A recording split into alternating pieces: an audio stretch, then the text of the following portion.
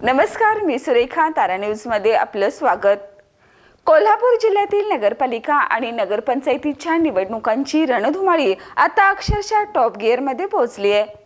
एकेकाळी झेंडे, गाणी, ढोल ताशे, पक्षांची घोषणा हीच सगळी हवा असायची. पण यंदा समीकरणं मात्र पूर्णपणे उलटी पालटी झाली आहेत. यंदाच्या निवडणुकीत सर्वात मोठा ट्विस्ट म्हणजे पक्षांची चिन्हच गायब आहेत आणि गावागावात स्थानिक आघाड्यांचं वर्चस्व झळकतंय. मोठे नेते कितीही मीटिंग्स, गाठीभेटी आणि धावपळ करत असले तरी उमेदवार म्हणतोय, माझ्या गावात माझं समीकरण, बाकी राज्य देश तुमच्या हातात ठेवा. काही ठिकाणी 2 गटांनी हातात हात घातलाय तर काही ठिकाणी 3 गट भांडायला सज्ज.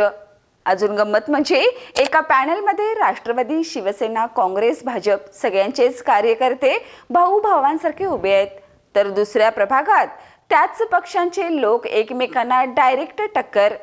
राजकारणाला असं फुल ट्विस्ट देणारी कोल्हापूरची ही निवडणूक आहे भन्नाट. मात्र चिन्ह नाहीत म्हणजेच काय? लोकसभा, विधानसभा म्हटलं की कमळ, पंजा, घड्याळ, धनुष्यबाण ही सगळीच ओळखीची चिन्ह. पण आता मतदाराला सायकल, टेबल, कुंडी, दिवा, बाटली, खुर्ची अशी नवी चिन्ह समजून घ्यावी लागणार. मतदार थोडा गोंधळलाय, पण तरुण मात्र जाम खुश.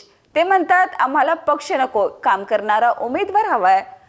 सोशल मीडियावर व्हिडिओ, पोस्टर्स, पॅनल, जाहिराती यांचा भडीमार सुरू आहे. प्रत्येक प्रभागात तिरंगी, चौकोनी लढाईचं चित्र.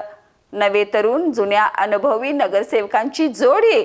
समीकरणं इतकी गुंतागुंतीची की राजकीय पंडित सुद्धा डोकं पकडून बसलेत.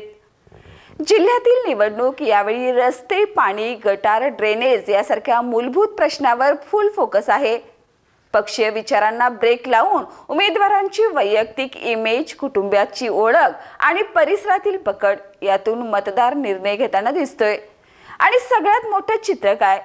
परंपरागत विरोधक यंदा एकाच पॅनेलमध्ये खांद्याला खांदा लावून उभे आणि एकाच पक्षाचे कार्यकर्ते परस्पर विरोधी समोरासमोर शाब्दिक युद्धात. राजकारण म्हणजे विचारधारा नाही, समीकरणं आणि वैयक्तिक राजकारणाचा हा नवा गेम असल्याचं उघड दिसतंय. एकंदरीतच या निवडणुकीत चिन्हाचं राजकारण बाजूला आणि गावकुसांच्या आघाडींचा मोठा खेळ रंगणार. उमेदवार कोण मजबूत, कोणता पॅनल भारी आणि गावाचा किंग कोण बनणार यावर आता सगळ्यांची नजर खेळली आहे. या आणि अशाच ताज्या अपडेटसाठी पाहत रहा तारा न्यूज.